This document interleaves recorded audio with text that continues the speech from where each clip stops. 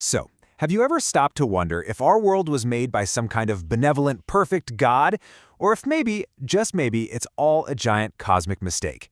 Well, today, we're going to dive into a single, incredibly powerful idea that has grappled with that exact question for thousands of years. We're talking about a figure seen as both a divine creator and a cosmic jailer. We are talking about the Demiurge. I mean, this is the problem, right? It's the question that must have kept thinkers like Plato up at night. You look up at the stars and you see this perfect, mathematical, beautiful harmony. But then you look around here, on Earth, and you see chaos, you see decay, you see suffering. So, how do you square that circle? How can a perfect source produce such a deeply imperfect copy? And the answer they came up with is this figure called the Demiurge.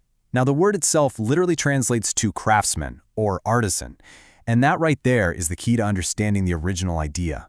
This isn't a god who creates something from nothing. No, think of him as an artisan who takes pre-existing materials and crafts the universe we see around us. Okay, so let's start at the very beginning, with how Plato first imagined this cosmic architect. In his famous work, the Timaeus, he actually paints a surprisingly optimistic and, well, beautiful picture.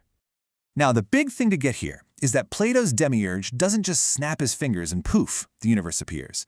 He's a rational, good, benevolent craftsman who has to work with what's already there, this formless, chaotic matter that's just hanging around. So his job is to act as a kind of bridge, an intermediary who can look at the perfect blueprint, the eternal forms, and shape all that mess into the beautiful, ordered universe, or cosmos, that we live in. And Plato even lays it all out, step by step. It's a very logical process. First, the Demiurge looks at the perfect, unchanging models for everything, the forms. Then, he gets to work on that pre-existing chaotic matter, and he imposes mathematical order and structure onto it. And finally, to make the whole thing a living, intelligent being, he gives it a world soul. See? It's a deliberate, thoughtful, purposeful act of creation. And this quote just perfectly sums up the result. Look, Plato wasn't clueless. He knew the world wasn't perfect. He figured that the raw material the Demiurge had to work with was stubborn. It had its own limitations. So the Demiurge didn't create a perfect world, but he created the best possible world he could, a good and beautiful reflection of the divine, made as excellent as those raw materials would let him. Of course, the story doesn't stop there. Philosophy moves on, and later thinkers, who we now call the Neoplatonists, they took Plato's idea and gave it, well, you could call it a serious metaphysical upgrade. They felt the original concept, while amazing, wasn't quite sophisticated enough. For them, this whole idea of a god that has to think and plan and forge and arrange things, it just felt a little too human, you know? It seemed a bit crude for a being that's supposed to be perfectly transcendent. A perfect being shouldn't have to roll up its sleeves and get its hands dirty, so to speak.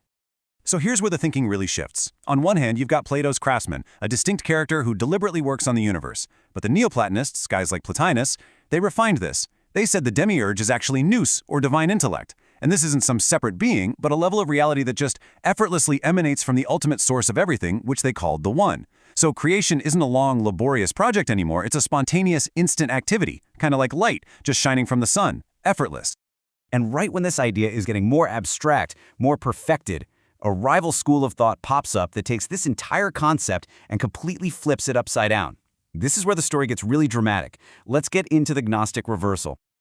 I really want to let that sink in for a second, because what the Gnostics did was just revolutionary. They didn't just tweak Plato's idea or disagree with it. No, they took his entire cosmic framework, turned it inside out, and recast Plato's hero as the main villain of the story. And to understand why, you have to get inside their worldview.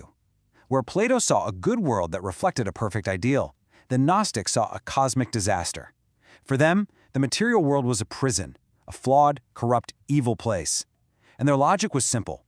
The true supreme God would never, ever create something so broken. So the goal of life wasn't to celebrate this world, but to escape it.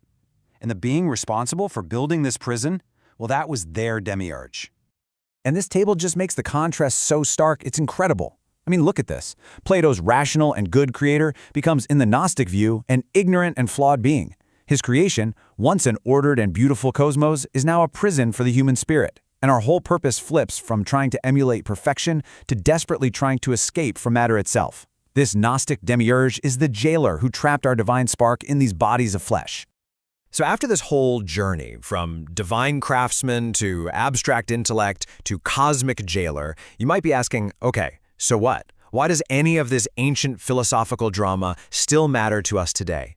Well, because the core conflict here is absolutely timeless. This is really the fundamental question that the whole story of the Demiurge leaves us with. It forces every one of us to ask about our own relationship with reality. When you look out at the world, what do you see? Do you see a fundamentally good place, a beautiful order that we should try to understand and perfect? Or do you see a broken system, a place of suffering that we need to transcend or maybe even escape from? In the end, this isn't just some dusty old story about an ancient Greek idea. It's the story of two of the most powerful impulses we have as human beings. That drive to create order, to understand and improve the world around us, and that deep, powerful yearning for liberation from all its limitations. Creator or jailer? That debate is still going on, not just in philosophy books, but inside each and every one of us. So you have to ask yourself, which impulse is driving you?